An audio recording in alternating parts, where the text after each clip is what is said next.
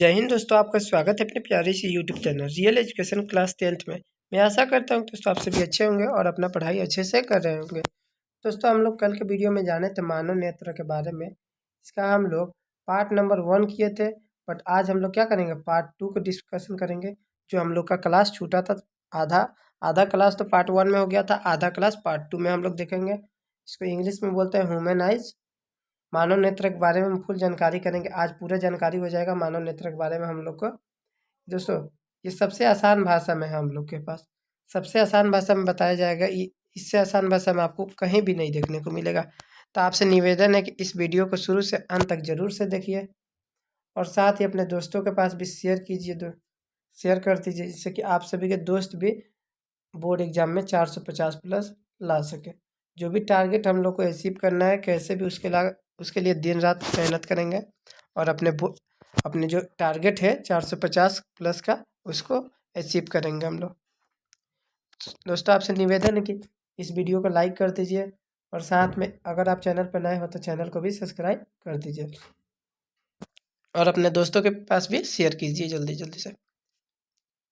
आइए हम पार्ट 2 को अब देखते हैं। पार्ट 2 में हम लोगों को क्या क्या बताया जाएगा।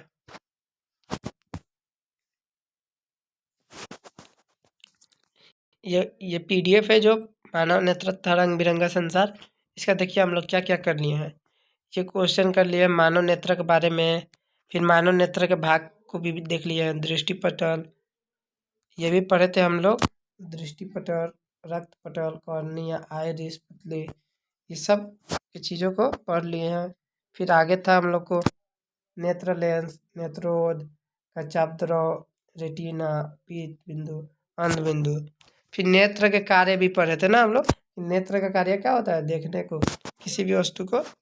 फिर दृष्टि दोष क्या बोलते हैं, दृष्टि दोष, दृष्टि का मतलब हाँ, दृष्टि का मतलब दिखाई और दोष का मतलब हानि। मतलब आँख से ना दिखाई देने वाले, मतलब कैसे नहीं दिखाई देता है, क्यों नहीं दिखाई देता है, कौन कौन सा बीमारी हो सकता है कि आँख से नहीं दिखाई। मतलब जैसे कि दूर की वस्तु कभी नहीं दिखती है तो कभी पास की वस्तु नहीं दिखती है, तो उसके लिए हम लोग किस लेंस का उपयोग करेंगे ये भी हम बताए हैं। और ये हम आपको बताए हैं कि 4 प्रकार के होते हैं, ठीक है ना दोस्तों। ये 4 प्रकार, निकट दृष्टि दोष, दूर दृष्टि दोष, अबिंदुता और चरा दृष्टि दोष।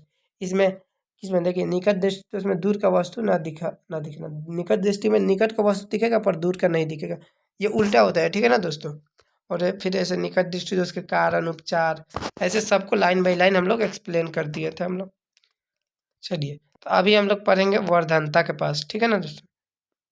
अच्छा ये वर्धनता क्या होता है, ये जिसको बोलते हैं हम लोग कलर ब्लाइंडनेस, इंग्लिश में बोलते हैं कलर ब्लाइंडनेस। वन मतलब क्या होता है कलर, और वर्धनता मतलब ब्लाइंडनेस, मतलब ना दिखने वाला।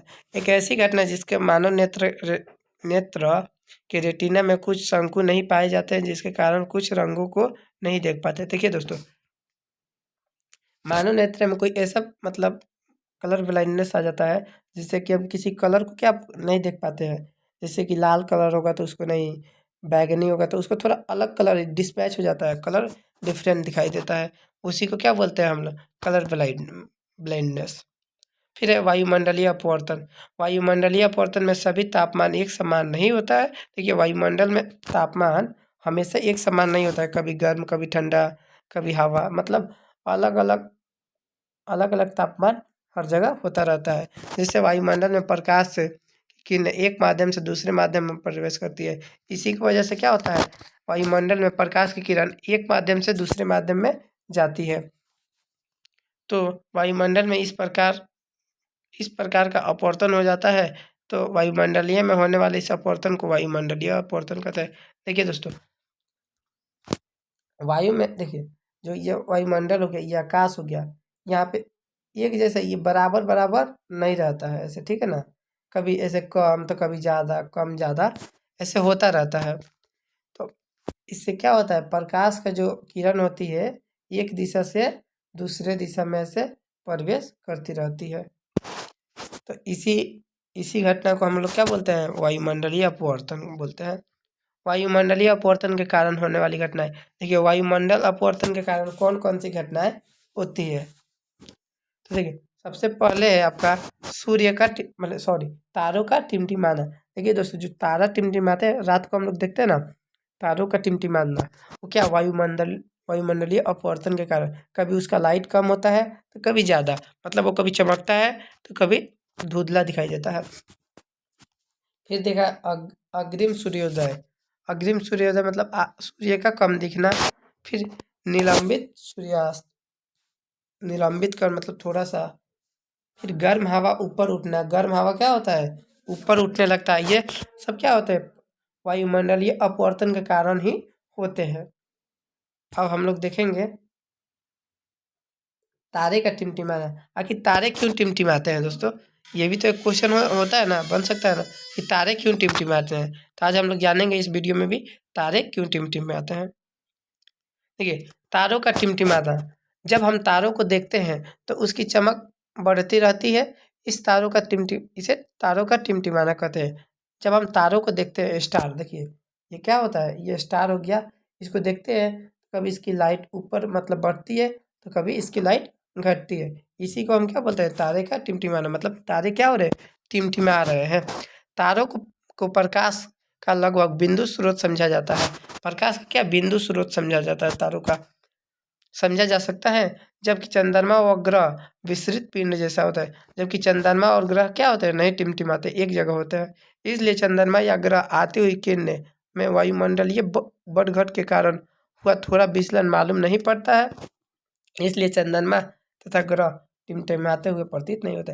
देखिए, अगर चंद्रमा थोड़ा टिमटिमाता भी है तो उसको हम लोग को पता नहीं चलता है। इसलिए बोला जाता है कि चंद्रमा तथा ग्रह क्या होते हैं, नहीं टिमटिमाते हैं, प्रतीत नहीं होते हैं। वो हल्का सा मतलब प्रतीत होते हैं, पर वो क्या होते हैं, हम लोग को उतना अच्छा से नहीं दिख पाता है। इसलिए हम लोग बोलते हैं कि तारे टिमटिमाते हैं लेकिन चंद्रमा और ग्रह नहीं टिमटिमाते। फिर है सूर्योदय या सूर्यास्त के आभासी समय। सूर्योदय और सूर्यास्त के आभासी समय, आभासी का मतलब काल्पनिक आभासी होता है ना, मतलब वही। जब सूर्य की किरण निर्वात से वायुमंडल में प्रवेश करती है, देखिए दोस्तों, जब सूर्य की किरण निर्वात से वायुमंडल में प्रवेश करती है तो किरणें अपवर्तित हो जाती है। अपवर्तित मतलब उसी दिशा में मुड़ जाती है। विचलन तब महत्व होगा जब किरणें वायुमंडल की सतह पर लगभग पृष्ठीय तापमान पर बढ़ती है, अर्थात सूर्य तेजी दिशा पर होता है। अपवर्तन के कारण नीचे की ओर मुड़ जाती है, अतः सूर्य अपनी वास्तविक ऊंचाई से अधिक ऊंचाई पर दिखता है। वास्तविक ऊंचाई से क्या, अधिक ऊंचाई पर दिखता है। इस प्रकार सूर्य के समय तेजी क्षैतिज नीचे चले जाने पर कुछ समय बाद तक दिखाई देता है। इस कारण सूर्योदय तथा सूर्यास्त के बीच समय लगभग 4 मिनट बढ़ जाता है। ये जो सूर्योदय और सूर्यास्त के समय का मिनट, कितना मिनट, 4 मिनट क्या हो जाता है, ऑफ मतलब ऊपर हो जाता है, बढ़ जाता है, इंक्रीज हो जाता है, ठीक है ना। फिर है इंद्रधनुष। देखिए दोस्तों, हम लोग इंद्रधनुष देखे ही होंगे, जब बारिश आता होगा तो इंद्रधनुष आप लोग देखे रहते होंगे। ऐसे 7 कलर का बनता है। रुकिए हम बना देते हैं। जैसे कि हाँ, ऐसे ये हो गया एक, फिर 2,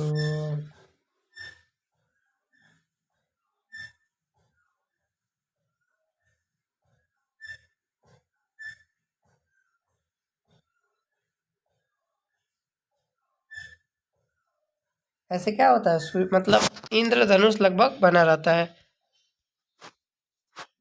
ऐसे ही इंद्रधनुष रहता है। देखिए दोस्तों, ये 7 जो दिख रहा है ना, ये प्रिज्म, ऐसे ही 7 रंगों में क्या होता है, इंद्रधनुष बना रहता है। उसी को इंद्रधनुष कहता है। तो देखिए पूछ रहा है, देखिए क्या लिखा है, वर्षा होने, ये वाइट लग गया, इसको रेड कर देते हैं। वर्षा होने के बाद सूर्य चमकता है और हम सूर्य की ओर पीठ करके खड़े होते हैं तो कभी कभी आकाश में अर्धवृत्ताकार रंगीन पट्टियाँ, अर्धवृत्ताकार, देखिए ये वृत्त है और इसका आधा क्या होगा, इतना, मतलब इतना, ये क्या है, इंद्रधनुष ऐसे ऐसे रहता है। ये अलग अलग कलर में से रहता है, मैंने अर्धवृत्ताकार रंगीन पट्टियाँ दिखाई पड़ती है। रंगीन हम बोले ना 7 रंगों में, जिसे इंद्रधनुष कहते हैं। बहुत ही आसान है दोस्तों। ये इंद्रधनुष कब उगता है? जब बारिश वर्षा होने के बाद जब सूर्य चमकता है और जब हम सूर्य की तरफ पीठ करके खड़े होते हैं तो हमें क्या ये इंद्रधनुष देखने को मिलता है। और ये अर्धवृत्ताकार होता है और रंगीन पट्टियाँ जिस उस समय पर वर्षा की छोटी छोटी बूंदें प्रिज्म की तरह काम करती है, जिससे कि प्रकाश स्रोत का विक्षेपण होता है। छोटी छोटी बूंदें क्या प्रिज्म की तरह काम करती है और क्या होता है? प्रकाश का विक्षेपण होता है, हानि मतलब। फिर है प्रकाश का प्रकीर्णन। प्रकाश का प्रकीर्णन देखते हैं। जब सूर्य प्रकाश पृथ्वी के वायुमंडल में प्रवेश करती है तो वायुमंडल में उपस्थिति विभिन्न गैस अणु परमाणु प्रकाश को अवशोषित कर लेते हैं और कुछ समय बाद ये प्रकाश चारों दिशाओं में फैल जाता है। प्रकाश की इस घटना को प्रकीर्णन कहते हैं। देखिए क्या बोल रहा है। जब सूर्य प्रकाश की पृथ्वी वायुमंडल से करती में उपस्थित विभिन्न गैस अणु परमाणु प्रकाश को अवशोषित कर लेते हैं।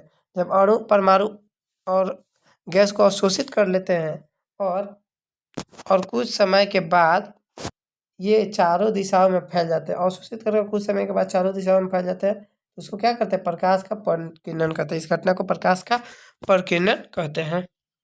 देखिए नोट भी दिया है इसका। नोट है प्रकाश की तीव्रता आपतित प्रकाश के तरंगदैर्घ्य के चौथे भाग का व्युत्क्रमानुपाती होता है। एक ये है। जिस रंग का तरंगदैर्घ्य जितना ज़्यादा होगा उसका प्रकीर्णन उतना ही कम होता है। देखिए सबसे ज़्यादा लाल रंग का तरंगदैर्घ्य ज़्यादा होता है तो उसका प्रकीर्णन कम होता है। और बैगनी रंग का ज़्यादा होता है। देखिए हम दिखा देते हैं आपको। ये लाल कलर हो गया, इसका तरंगदैर्घ्य क्या होता है? ज़्यादा होता है। और प्रकीर्णन और बैगनी रंग का देखिए, ये मानिए कि आपको बैगनी कलर हो गया, इसका प्रकीर्णन कम होता है, ठीक है ना? नहीं हाँ, इसका तरंगदैर्घ्य कम होता है।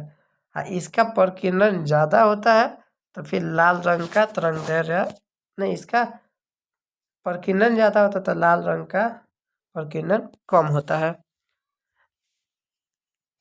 तो हम यहाँ पे लिख दे रहे हैं तरंगदैर्घ्य। ये तो से तरंगदैर्घ्य और प से प्रकीर्णन। मतलब लाल रंग का तरंगदैर्घ्य ज़्यादा होता है और बैगनी रंग का कम।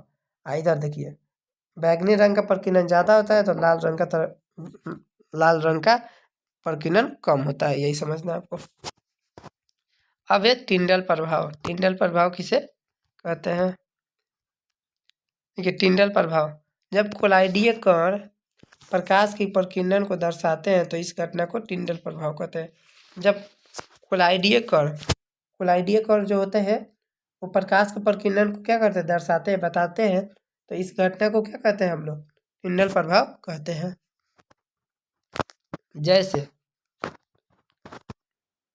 जैसे में देख लीजिए, जैसे में जब अंधेरे कमरे में खिड़की के प्रकाश की किरण आती है, जब अंधेरे कमरे में खिड़की के प्रकाश की किरण आती है, ये मानिए एक कमरा है और इस खिड़की से प्रकाश कैसे किरण आ रही है, किरण आती है तो उसके रास्ते में धूल कण चमकते हैं, उसी को टिंडल प्रभाव कहते हैं।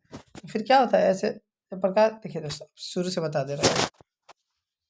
टिंडल प्रभाव किसे कहते हैं? ये मानिए कि कमरा हो गया और इसका ये खिड़की हो गया, ठीक है ना? ये प्रकाश की किरण इसमें आ गई, ठीक है? तो ये जब ऐसे धूल का जो भी उड़ते हैं देखिएगा आप, जब बंद कमरे में मतलब एकदम छोटे छोटे उड़ते हैं, उसी को क्या बोलते हैं? टिंडल प्रभाव कहते हैं। फिर आगे है नेत्र की समंजन क्षमता से आप क्या समझते हैं?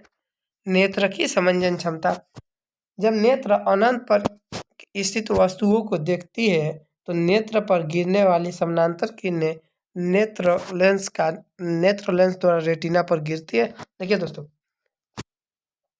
जब नेत्र अनंत पर किसी वस्तु को देखती है तो नेत्र पर गिरने वाली समांतर किरणें नेत्र लेंस द्वारा रेटिना पर गिरती है और नेत्र को वस्तु स्पष्ट दिखाई देती है। इस स्थिति में मांसपेशियां डोली रहती है तथा लेंस फोकस दूरी से अधिक होता है। फिर आगे, जब नेत्र के समीप स्थित किसी वस्तु को देखा जाता है, जब नेत्र के समीप, जब मतलब नेत्र जहाँ पे है वहीं के आसपास किसी वस्तु को देखा जाता है तो मांसपेशियाँ क्या हो जाती है, सिकुड़ कर लेंस के पृष्ठों की वक्रता त्रिज्या को कम कर देती है, सिकुड़ जाती है। देखिए, सिकुड़ने का मतलब ये मानिए कि एक नेत्र हो गया, ये मतलब क्या हो गई, सिकुड़ रही है, ऐसे सिकुड़ सिकुड़ कर छोटा हो गई, सिकुड़ के छोटा हो गई, मतलब छोटा हो गई ये, अब इतना छोटा हो गई, ये क्या हो गया, सिकुड़ गई। लेंसों के पृष्ठों की वक्रता त्रिज्याओं से कम कर देती है, जिससे फोकस दूरी कम हो जाती है, जिससे पुनः वस्तु स्पष्ट प्रतिबिंब बनता है। नेत्र की इस प्रकार की फोकस को कम या ज़्यादा करने की क्षमता को समंजन क्षमता कहते हैं। देखिए दोस्तों, वस्तु दूर मानिए कि यहाँ पे एक आदमी है, ये एक मानिए तो आदमी हो गया, ठीक है ना, ठीक है, ये एक आदमी हो गया और यहाँ पे कोई वस्तु रखी है, तो इसी को ये नेत्र क्या करता है, गलत हो गया, ये जो नेत्र है इसको अपने फोकस दूरी को कम या ज़्यादा करके उसको क्या स्पष्ट रूप से देख लेता है, स्पष्ट रूप से देख लेता है, मतलब अच्छे से देखता है। इसी को कम या ज़्यादा करके अपने आँख के फोकस दूरी को कम या ज़्यादा करके देख लेता है, उसको क्या बोलते हैं, समंजन क्षमता। नेत्र की समंजन क्षमता ये कहलाता है। फिर आगे देखिए, प्रकाश का प्रकीर्णन। किसी कण पर पड़कर प्रकाश के अंश के विभिन्न दिशाओं में फैलने को प्रकाश का प्रकीर्णन कहते हैं। देखिए, प्रकाश किसी कण पर पड़कर प्रकाश के किसी अंश से विभिन्न दिशाओं में फैलने को प्रकाश का प्रकीर्णन कहते हैं। प्रकीर्णन मतलब फैलना। देखिए, मानिए ये एक शीशा जैसा हो गया, ये हो गया कोई, है ना, अब इससे प्रकाश क्या होगा, इस पर पड़ा और चारों दिशाओं में ऐसे फैल गया, तो इसी को क्या बोलेंगे हम लोग, प्रकाश का प्रकीर्णन बोलेंगे। फिर है प्रकाश का वर्ण विक्षेपण। वर्ण विक्षेपण का मतलब बताया था ना, रंग वाला। जब प्रिज्म द्वारा प्रकाश की श्वेत किरण को गुजारा जाता है, जब प्रिज्म के द्वारा प्रकाश श्वेत की किरण को गुजारा जाता है तो वह 7 रंगों में बढ़ जाती है, जिससे एक स्पेक्ट्रम प्राप्त होता है। श्वेत प्रकाश के विभिन्न रंगों को विभक्त होने वाली घटनाओं को और विक्षेपण कहते हैं। देखिए, हम चित्र में दिखाते हैं। बोला है एक श्वेत प्रकाश की किरण को, ये देखिए श्वेत प्रकाश की किरण है, इसको इस पे गुजारा गया तो ये आगे चल गया कितने, 7, देखिए 7 को दिशाओं में 7 कलर में बट गई है ना, ये आपको दिख रहा होगा 7 कलर में। कौन कौन सा, इधर देखिए, इधर है लाल, पीला, फिर पीला मतलब हरा, बैगनी, फिर ये जामुनी कलर, ये पिंक कलर, ऐसे 7 दिशाओं में क्या हो जाता है, बढ़ जाता है और एक स्पेक्ट्रम प्राप्त होता है। स्पेक्ट्रम इसी को बोलते हैं, प्राप्त होता है। यही 7 दिशाओं में बढ़ने की क्रिया को क्या बोलते हैं हम लोग, प्रकाश का वर्ण विक्षेपण। देखिए, जब श्वेत प्रकाश की किरण में से गुजारा गया तो ये प्रिज्म पर गुजारा जाता है, तो ये 7 रंगों में क्या हो जाता है, बढ़ जाता है, इसी को प्रकाश का वर्ण विक्षेपण कहते हैं। दोस्तों, आई होप कि आपको ये वीडियो पसंद आया होगा, आप अच्छे से इस वीडियो को पूरे अच्छे से कर लिए होंगे। आपको कोई भी अगर डाउट है तो आप हमको कमेंट कीजिए, एनी डाउट तो वीडियो पे कमेंट कीजिए, वीडियो पर कमेंट कीजिए, ठीक है ना दोस्तों।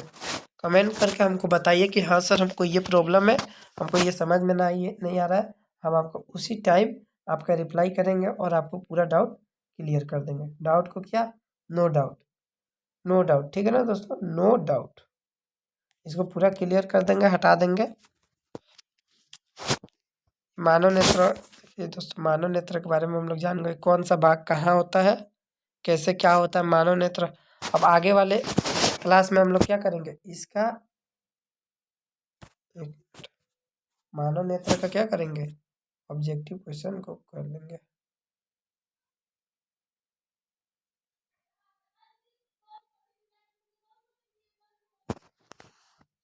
इसको क्या करेंगे, इसका ऑब्जेक्टिव क्वेश्चन कर लेंगे। ऑब्जेक्टिव क्वेश्चन करने के बाद से हम फिर आगे से इसका अगले चैप्टर को पढ़ेंगे। कल इसका ऑब्जेक्टिव क्वेश्चन आएगा। आज हम लोग, अगर इसका आप फर्स्ट पार्ट को नहीं देखे होंगे तो लिंक डिस्क्रिप्शन में होगा, ठीक है ना, जाकर अभी देख लीजिएगा। फर्स्ट पार्ट, पार्ट वन को क्या लिंक डिस्क्रिप्शन में आप उसको जाके देख लीजिएगा। चलिए जाते जाते बोल दे रहे, आप इस वीडियो को लाइक कर दीजिए, आपको पसंद आया होगा तो, और चैनल को भी सब्सक्राइब करके अपने दोस्तों के पास भी शेयर कीजिए। मिलते हैं एक नए वीडियो में, तब तक के लिए जय हिंद, जय भारत।